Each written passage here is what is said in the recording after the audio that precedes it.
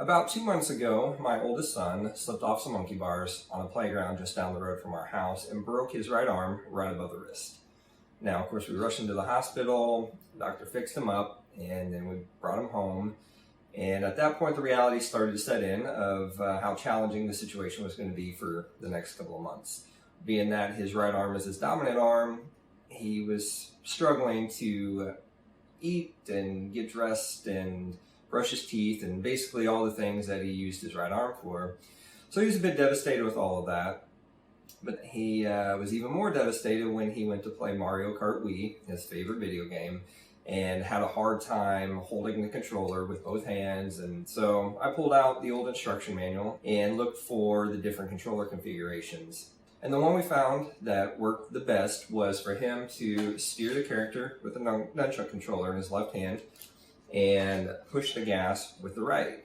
The problem was, with a big bulky cast, he had a hard time just getting the A button pressed. It wasn't too bad, but he kept hitting some of the other buttons and it wasn't a very clean experience. So I took it upon myself to craft up a solution using my 3D printer and just a bunch of spare electronic parts I had lying around. And this is what I came up with. Now, it's a little bit limited in the sense that there are other buttons on the Wiimote that he's not able to press, especially the B button on the back, which I think for this configuration allows your guy to go in reverse, but he never used it anyway. So it ended up not really being an issue for us. Now, on the inside, I have an Adafruit Feather development board. This is actually the Blue Fruit, so it has Bluetooth, but I don't actually use the Bluetooth. And then a Geek Fun solderable breadboard with a terminal, which the button is wired into, that has a 10 kilo ohm resistor tied off to ground. And this wire here ties into an input pin on the development board so that I can read the state of the button. I have power and ground coming from the board into two header pins here that supplies power to the button and to the servo that I have coming through the top of the enclosure here. So the servo has the arm attached to it, right, which moves up and down to press the button there. So the wires are then fed through the top of the enclosure and tied off to three header pins that I soldered on the board there. Then I have this wire here, which is tied to an output pin on the development board.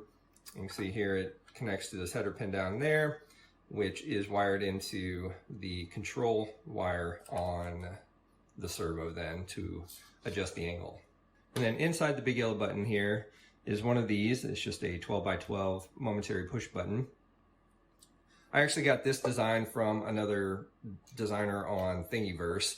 Originally just wanted a big button that I could print because I didn't really have an actual arcade style button or anything that would be useful for this design. So I took to Thingiverse, and this is the only one that I found that would do the trick. So it has a little bit of play to it, but it works. And like I said, it allows you to just kind of rest your arm on it, press down, and then it moves the servo.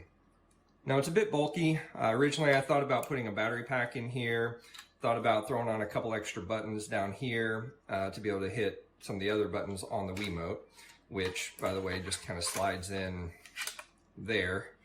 There's a little notch down here that allows the strap to slide through, and then with the opening on the bottom here of the cradle, you can plug in your nunchuck controller then. Set this off to the side, and then have this in your left hand then to be able to control your guy, and then you can kind of push down like that, which presses your gas for you. Now, overall, I was pretty pleased with how it turned out, especially that I didn't spend a whole lot of time because this was just a temporary situation for us, and I wanted to make sure that he was able to use it. Now, if I would have implemented all my other ideas, it probably would have taken the whole time that he has cast on, and he wouldn't have really been able to use it. Now, if you want to build your own, or even take this a step further and really just make it your own, you can grab the STL files from Thingiverse for the 3D printing. I have code on GitHub and a step-by-step guide on my website with complete parts list. So all of those links are down in the description, so make sure you check those out. Well, that's all I've got for this project, so thanks for watching, and keep an eye out for other instructional and project videos right here on Dev Mashup. Take care.